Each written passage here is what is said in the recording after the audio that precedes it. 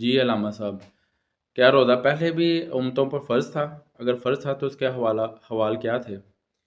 بسم اللہ الرحمن الرحیم۔ روزے کی فرضیت کے حوالے سے، یعنی پہلی امتوں پر یہ فرض تھا، اس کے حوالے سے بھی اللہ رب العزت نے قرآن پاک کے اندر ارشاد فرمایا۔ سورہ البقرہ آیت نمبر 183 میں فرمایا، اے ایمان والو، تم پر روزے رکھنا فرض کیا گیا جس طرح تم سے پہلے لوگوں پر فرض کیا گیا تاکہ تم متقی بن جاؤ۔ اب اس آیت سے صاف ظاہر ہے کہ روزہ جو ہے نہ صرف امت محمدی علیہ السلام بلکہ پہلی امتوں پر بھی روزہ رکھنا جو ہے وہ فرض تھا۔ اب روزے کا تصور کیا تھا، کتنے روزے تھے، اس کے حوالے سے ظاہر مختلف آراء مفسرین اکرام میں پائی جاتی ہیں، اور روزے کا تصور تمام ادیان میں پایا جاتا ہے، چاہے وہ ادیان سامی ہو یا غیر سامی۔ سامی یعنی وہ ادیان جو اللہ رب العزت کی طرف سے نازل ہوئے یا جو لوگوں نے بنائے، ہر کسی کے اندر روزے کا جو ہے وہ تصور پایا جاتا رہا۔ تبیان القرآن میں علامہ غلام رسول سیدی رحمۃ اللہ علیہ اس آیت کی تفسیر میں لکھتے ہیں کہ روزہ تمام ادیان میں معروف ہے۔ قدیم مصری، یونانی، رومن اور ہندو سب روزہ رکھتے تھے۔ موجودہ تورات میں بھی روزہ داروں کی تعریف کا ذکر ہے۔ حضرت موسیٰ علیہ السلام کے حوالے سے معروف ہے کہ آپ نے 40 دن کا روزہ رکھا۔ یروشلم کی تباہی کو یاد رکھنے کے لیے یہود ایک ہفتے کا روزہ رکھتے ہیں۔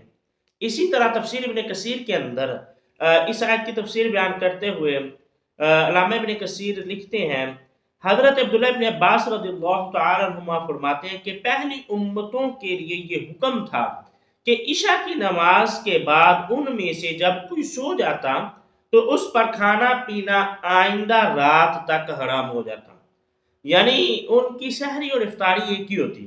ابتدائی اسلام میں بھی اسی طرح تھا، لیکن بعد میں اس حکم کو جو ہے وہ منسوخ کر دیا گیا۔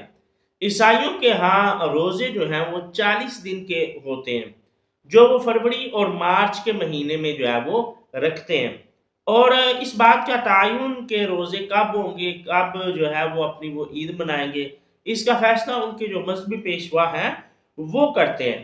ہاں ان میں بھی سحری اور افطاری کا تصور ایک ہی ہے، جو وہ افطاری کرتے ہیں وہی اگلے روزے کے لیے جو ہے وہ سحری تصور کی جاتی ہے۔ ایک فرق اور بھی ہے، اور وہ یہ ہے کہ پارسیوں میں صرف مذہبی پیشوا جو ہیں صرف وہی روزہ رکھتے ہیں، اور یونانیوں میں عورتیں جو ہیں صرف ان کو مکلف بنایا گیا روزہ رکھنے کا۔ ہندوؤں کے اندر جو ہے وہ ان کے مذہبی پیشوا جو ہے برہمن خاص طور پر وہ رکھتے ہیں روزہ، اور وہ خاص ایام کے اندر رکھتے ہیں۔ عورتوں کے حوالے سے بھی ہندوؤں میں ملتا ہے کہ وہ بھی روزہ رکھتی ہیں، اور ان کا جو ہے وہ برت نام سے جو ہے وہ ایک رسم پائی جاتی ہے روزے کی، اور ہندوؤں میں اور بھی کئی جو ہیں وہ صورتیں روزے کی جو ہے وہ پائی جاتی ہیں۔ تو روزہ جو ہے وہ تقریباً ہر امت کے اندر پایا گیا، اور اس کے احوال جو ہیں وہ مختلف رہے۔ امت محمدی علیہ السلام کی جو روزے کی کیفیت ہے وہ ظاہر ہے صبح سحری، اور اس کے بعد غروب آفتاب کے وقت افطاری جو ہے وہ اس کا اہتمام ہوتا ہے۔